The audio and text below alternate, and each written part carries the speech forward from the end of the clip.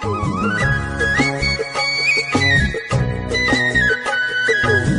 શ્રી કૃષ્ણ મિત્રો, આજ આપણે બનાવશું ભરેલા મરચા. તેમાં ચણાનો લોટ લેવાનો છે, તેલ, નિમક, હળદર, ધાણા જીરું, ખાંડ અને લીંબુ. સૌ પ્રથમ તેલ નાખશું અને એમાં લોટ શેકી લેવાનો છે તેલમાં.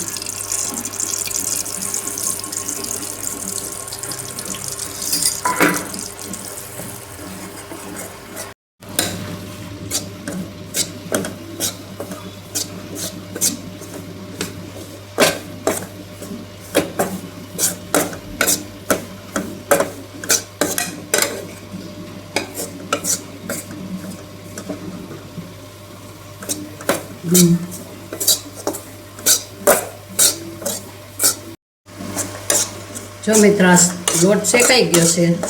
આપણે ફ્લેમ બંધ કરી દઈશું.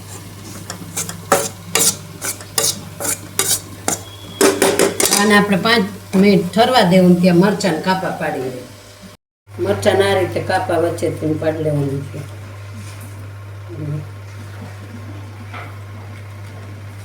કૂણા છે એટલે કઈ મરચાં કોલા બી કાઢવાની જરૂર છે નહીં.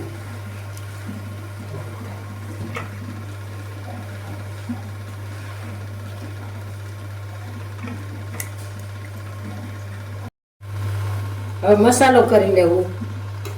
તો થોડી હળદર, ધાણા જીરું, અડધી ચમચી, સ્વાદ અનુસાર નિમક,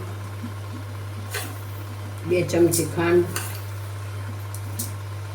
અને લીંબુ.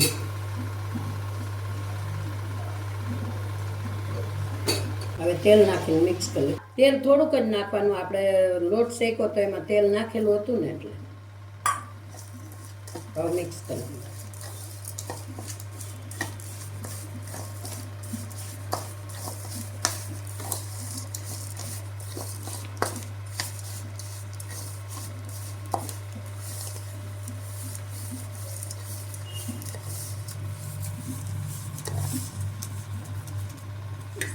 આપણો મસાલો રેડી થઈ ગયો છે. હવે મરચાં ભરી લઈ.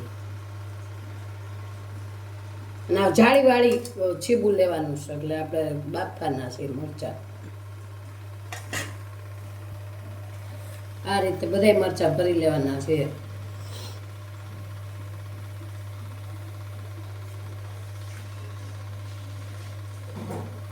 આપણે પાણી મૂકી દેવાનું છે થોડુંક, અડધો ગ્લાસ, અને એની ઉપર આ મરચાં રાખી દેવાનું છે. 5 જ મિનિટ બાફવાના છે આપણે મરચાં. બસ વઘાર કરશું.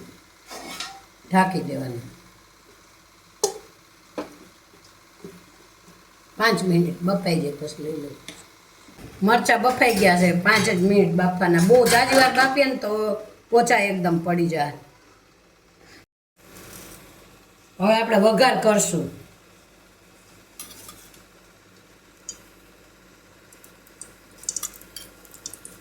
આપણે 4-5 ચમચી તેલ લઈ લેવું. 4 ચમચી તેલ લીધું. આપણે નાખશું મેથી ચડિયાતી નાખવાની, તો જ આ મરચાંનો સ્વાદ આવશે. 2 ચમચી મેથી, અડધી ચમચી રાઈ. રાઈ મેથીનો જ સ્વાદ મસ્ત આવશે મરચાં.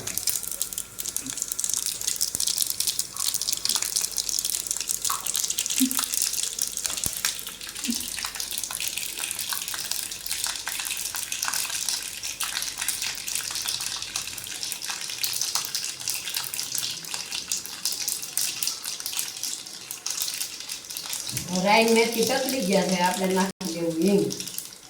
હવે નાખી દઈશું મરચાં.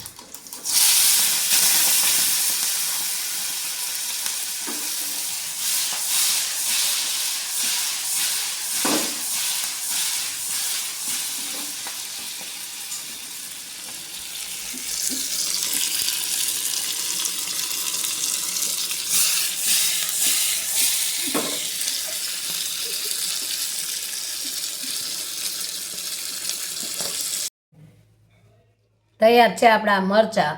ગમે શાક શિયાળામાં ખાઈ શકાય.